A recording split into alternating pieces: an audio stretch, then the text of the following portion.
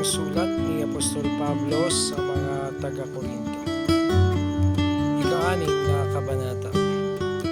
Yamang kami mga katulong sa gawain ng Diyos, nakikiusap kami sa inyo na huwag ninyong sayangin ang kagandahang loob na ibinigay sa inyo ng Diyos. Sapagkat sinasabi niya, sa kaukulang panahon ay pinakinggan kita. Sa araw ng pagliligtas, sinaklolohan kita. Ngayon na ang panahong nararapat. Ito na ang araw ng pagliligtas. Iniwasan naming makagawa ng anumang ipagdaramdam ninuman upang hindi mapulaan ang aming paglilingkod. Sa halip, sinisikap namin sa lahat ng paraan na ipakilalang kami lingkod ng Diyos sa pamamagitan ng matyagang pagtitiis sa lahat ng uri ng kahirapan, kapighatian at mga kagipitan. Kami hinagupit, ibinalanggo at binugbog. Naranasan namin ang magtrabaho ng labis, ang di matulog magdamag, ang di kumain ng ilang araw. Namuhay kami ng malinis, may kaalaman, pagtitiis at kabutihan upang ipakilalang kami lingkod ng Diyos sa patnubay ng Espiritu Santo at sa pamamagitan ng aming tapat na pag-ibig, tapat na pananalita at ng kapangyarihan ng Diyos. Ang pagiging matuwid ang siya naming sandatang panlaban at panangga.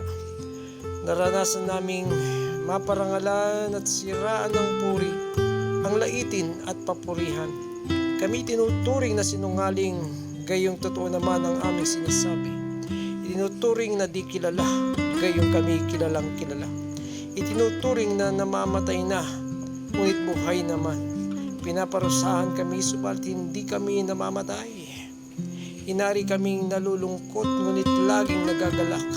Mukhang naghihirap, ngunit pinapayaman namin ng marami.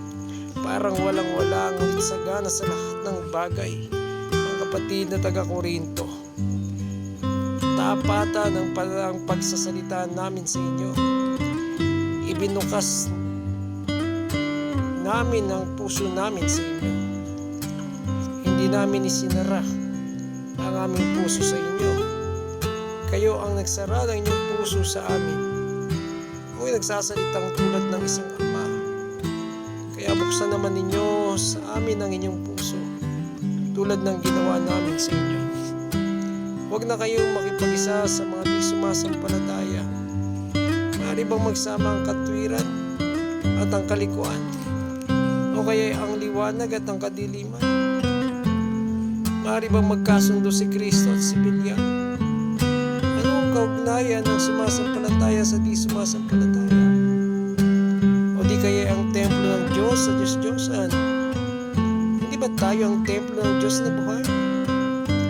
Siya na rin ang may sabi, nanahan ako at mamumuhay sa piling nila.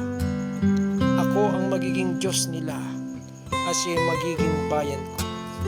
Kaya't lumayo kayo sa kanila, humiwalay kayo sa kanila, sabi ng Panginoon. Huwag kayong makisama sa anumang karumihan at tatanggapin ko kayo.